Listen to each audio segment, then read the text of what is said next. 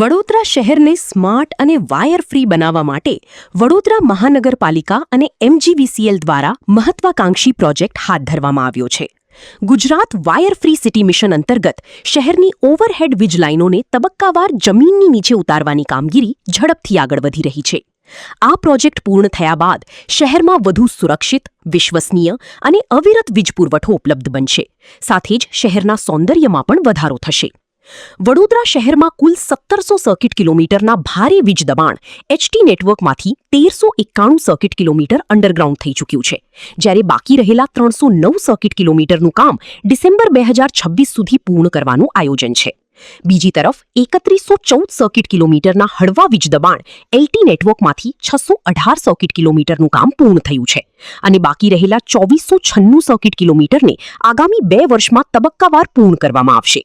પ્રથમ તબક્કામાં વાસણા, ભાયલી, સમા, અટલાદરા અને અકુટા વિસ્તારોને આવરી લેવામાં આવશે.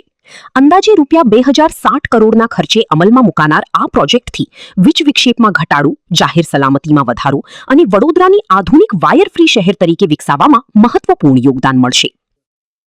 આપણે જાણીએ છીએ કે હમણાં જ તાજેતરમાં ગુજરાત સરકારે વાયર ફ્રી સિટી એ રીતના મિશન હેઠળ એક મહત્વાકાંક્ષી પ્રોજેક્ટ જાહેર કર્યો છે. આ પ્રોજેક્ટ અંદર જે MGVCL અથવા તો જે પણ વીજ કંપનીઓ છે એમનું જે નેટવર્ક છે, જે ઓવરહેડ નેટવર્ક છે, એને અંડરગ્રાઉન્ડ કરવા માટેનું આખી પ્રોજેક્ટ છે.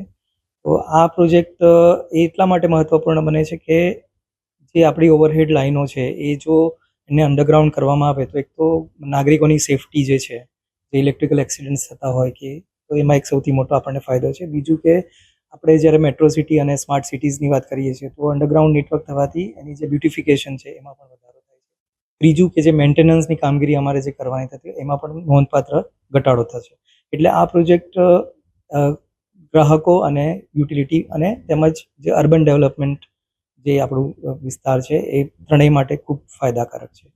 તો આ પ્રોજેક્ટમાં MGVCLમાં વડોદરા શહેરનું પસંદગી કરવામાં આવી છે. વડોદરા શહેરમાં આપણે જોઈએ તો જે 1700 કિલોમીટરનું જે અમારું હાઈ ટેન્શન નેટવર્ક કહેવાય, જે 11 kVની લાઇન કહેવાય, 1700 કિલોમીટર જે છે એમાંથી 80% જેટલી તો ઓલરેડી આપણે અંડરગ્રાઉન્ડ કરી ચૂક્યા છે. 20% જેટલું કામગીરી જે બાકી છે એ આ પ્રોજેક્ટ હેઠળ આપણે કરીશું. એ 20% જે છે એમાં લગભગ 300 સર્કિટ કિલોમીટર જેટલું કામ અમારે કરવાનું છે.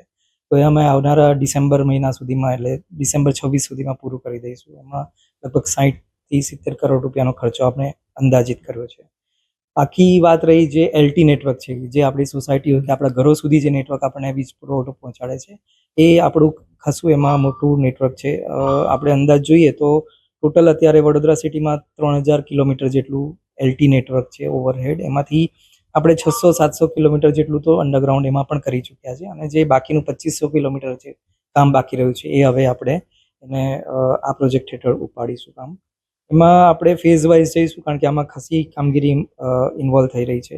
તો ફર્સ્ટ ફેઝમાં આપણે જોઈએ તો શહેરના આપણે વાસણા, ભાયલી, સમા, અટલાદરા, અકોટા જેવા વિસ્તારોને આપણે એમાં આવરીશું અને ત્યારબાદ બીજા ફેઝમાં આપણે રાવપુરા, માંડવી, પાણીગેટ, વાઘોડિયા, આજવા, હરણી એ બધા વિસ્તારના LT નેટવર્કને આપણે અંદર આવરીશું.